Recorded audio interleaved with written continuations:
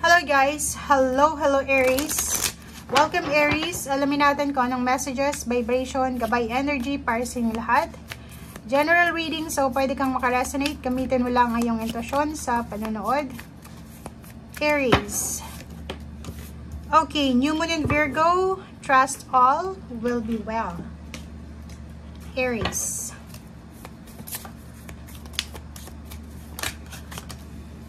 Diana, be one with, alam mo yung baraha mong to, lumabas na to sa weekly tarot mo, na kailangan mong mag-spend time sa nature, mag-relax, parang ganon. So, nakikita natin dito na, for example, isa kang Aries, and then in a relationship ka sa Virgo, nasa long distance relationship kayo, siguro nahihirapan kang magtiwala, lalo na kung nasa long distance relationship.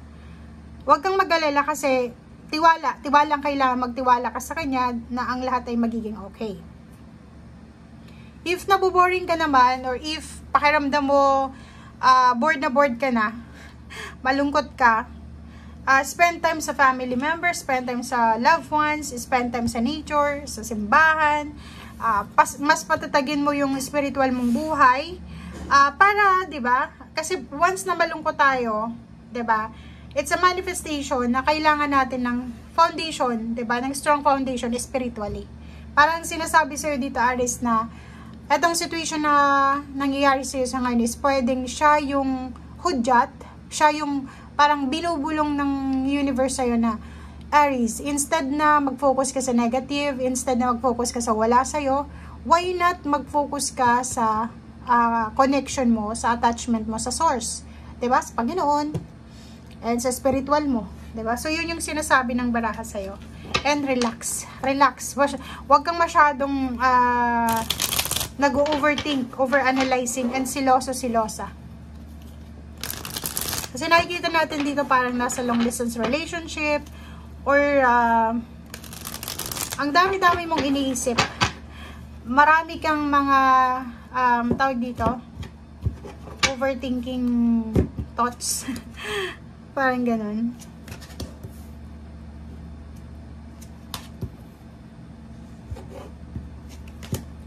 Ang galing.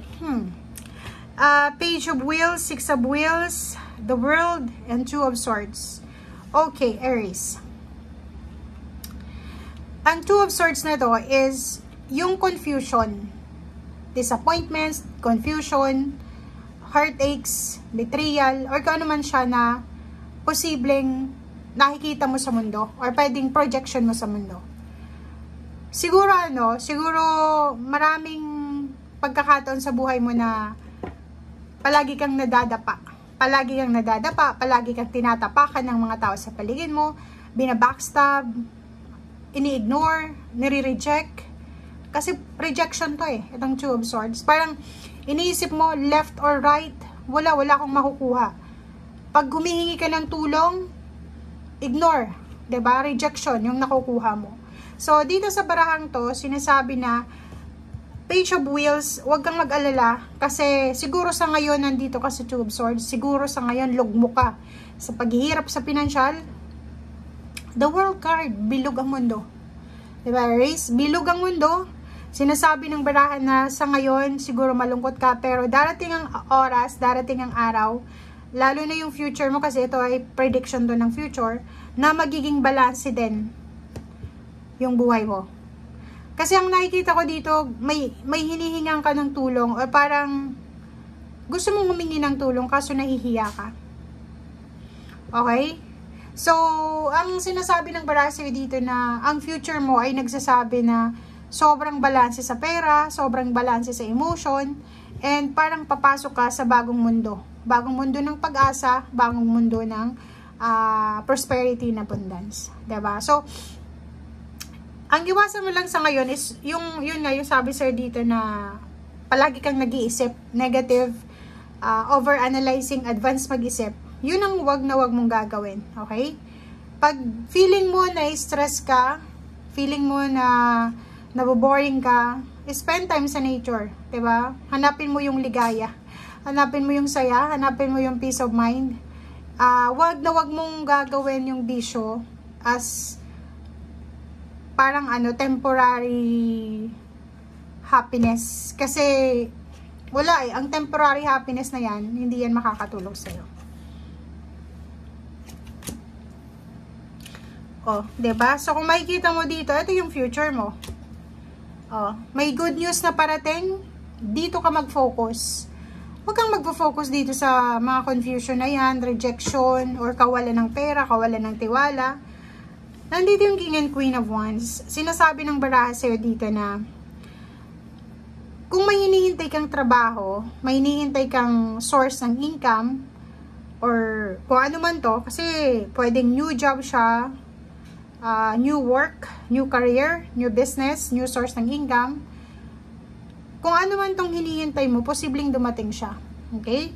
Kita mo tong 8 of Wands, pwedeng makatanggap ka ng chat, ng call, ng email, or kahit ng ano lang, mga balita through word of mouth na, uy Aries, ihanda mo na yung mga papeles mo kasi magsisimula na tayo ng trabaho. Or Aries, may handa mo yung katawan mo dahil malapit na yung medical. Parang ganun. So, may good news dito na posibleng dumating na pwede nating mapagkukunan ng pera, or eto na yung simula ng pagkakaroon ng balanse sa pera mo, but kailangan mo dito yung sobra-sobrang pagtsatsaga, sobra-sobrang trabaho, sobrang sipag.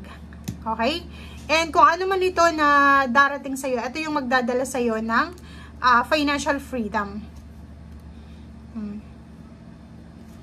Oh, diba? So, sinasabi ng baraha sa'yo dito, Aries, na habang hindi mo pa ito natatanggap ang balitang ito, or on the way pa lang siya, diba? Parating pa lang siya, kailangan mong alagaan yung sarili mo. Diba? Habang naghihintay ka dito, take care of your body, take care of your health, take care of your family, loved ones. Mag-focus ka sa kung ano yung kailangan mo sa ngayon eh. Kasi parang sinasabi ng barahan na yun, may mga immediate kayong immediate happiness na ginagawa, bisyo, sugal, or kano pa man.